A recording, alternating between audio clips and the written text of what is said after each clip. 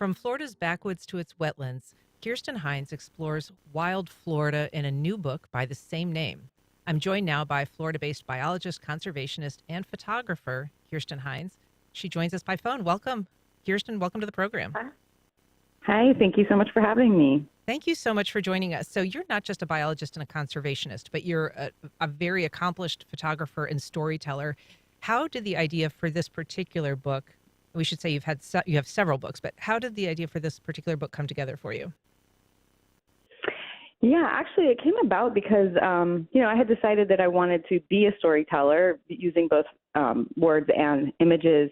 And my first book out was with the University Press of Florida on how to garden for wildlife in South Florida, because I live in South Florida and there's very few resources available for that. And so I was actually at a Florida Native Plant Society conference, and I ran into the editor from University of Florida Press who had produced that book. And she said, we really like your photography. We'd love for you to do another book with us. Why don't you pitch an idea?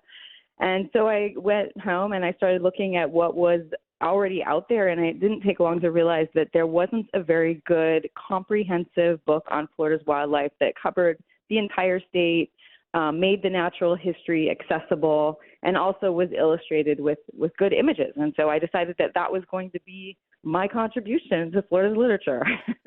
Well, we appreciate it. And this is not, new to you in terms of the photography, the travel. You've been to, I think, 7 continents, all of them 58 countries, and most of the U.S. states, capturing incredible photography from all over the world. What are some of the most interesting places that you've been, and what does photographing your home, how does that compare?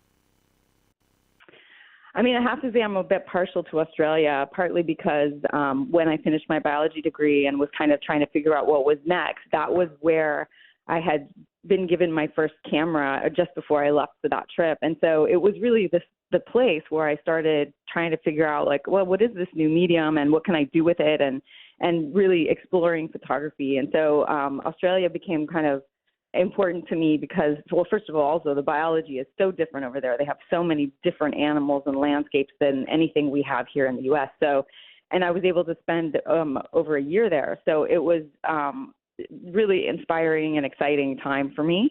But I think what's interesting is to bring those things back home where I know the biology so well, and to be able to kind of bring it all together, right? I wouldn't be able to get the images I got for this book if I didn't know the biology and the natural history as well as I do. And so to be able to bring that background, everything in Australia was like, oh, this is new and exciting. And, a lot of it was like, well, I've never heard of an echidna before. What is this thing? Whereas here it's like, okay, I am being very intentional about this. I know all about the Florida panther, but how am I going to get one, right?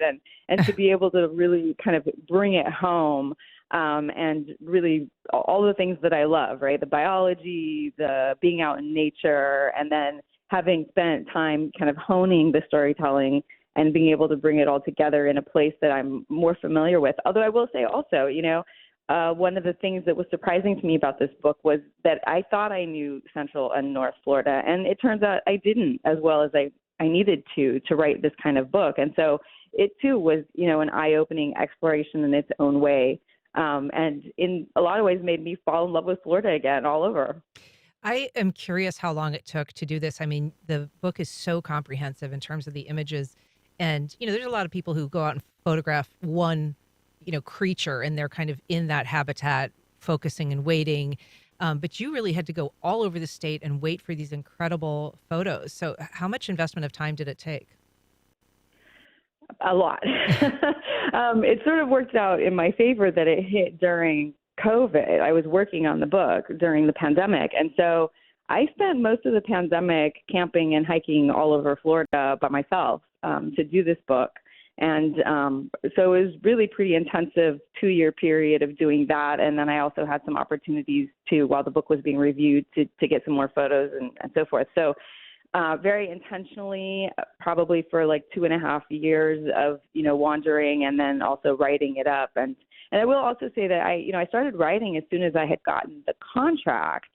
And at this point, we're 5 years away from when I got that contract. But I started writing immediately, but then after spending all this time out there, I deleted all that text because it just didn't feel as intimate as I wanted it to. I wanted people to feel like they were in the woods with me, hiking, camping, waiting for the critters. And so I ended up, after I had all the images already, I think part of what I like about this project was the fact that I was able to then, create the words after I already had all the images. And so it was a bit of a crunch at the end. I had to ask for one more deadline extension so I could, rewrite it all.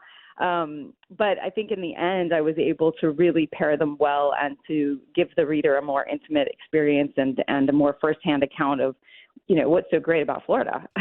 I'm interested to know about that. I mean, your writing is nonfiction, but it's very descriptive and poetic. How did you find your voice in terms of, this writing style? Obviously, you kind of went back from what you originally intended and redid a lot of it. I did, yeah.